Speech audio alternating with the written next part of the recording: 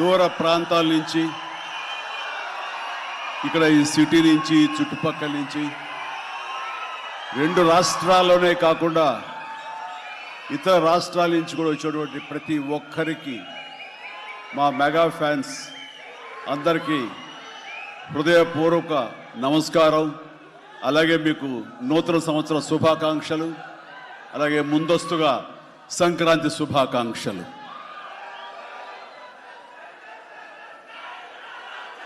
ఇక్కడ నా మిత్రుడు, సోదర సమానుడు, అత్యంత ఆప్తుడు వెంకీ ఆయనతో చేయటం అన్నది నాకు చాలా ఎక్సైటింగ్ ఉంది. దాని గురించి తర్వాత మాట్లాడతాను. ముందుగా ఏంది వెంకీ సంగతి అంటే అదిరిపోద్ది సంక్రాంతి అని.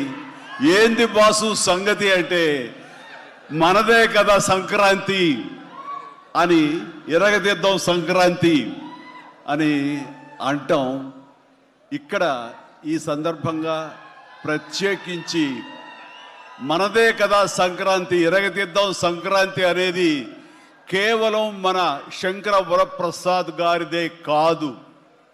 ఈ సంక్రాంతి మొత్తం మన తెలుగు పరిశ్రమది అవ్వాలని మనస్ఫూర్తిని కోరుకుంటున్నాను.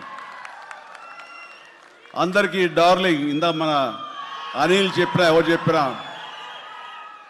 ప్రభాస్ రాజా సాబ్ కానీ,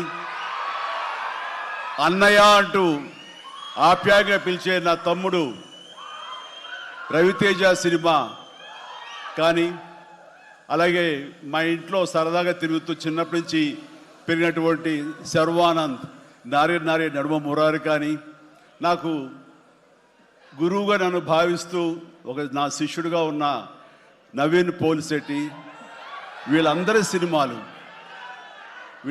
సినిమాలు కూడాను ఈ సంక్రాంతికి సూపర్ హిట్ అవ్వాలని, తద్వారా వాళ్ళకి విజయం లభించడమే కాదు, తెలుగు సినిమా పరిశ్రమకు, నిర్మాతలకు, బయ్యర్లకి వీళ్ళందరూ కూడా సుభిక్షంగా ఉన్నప్పుడే అదే నిజమైన సంక్రాంతి.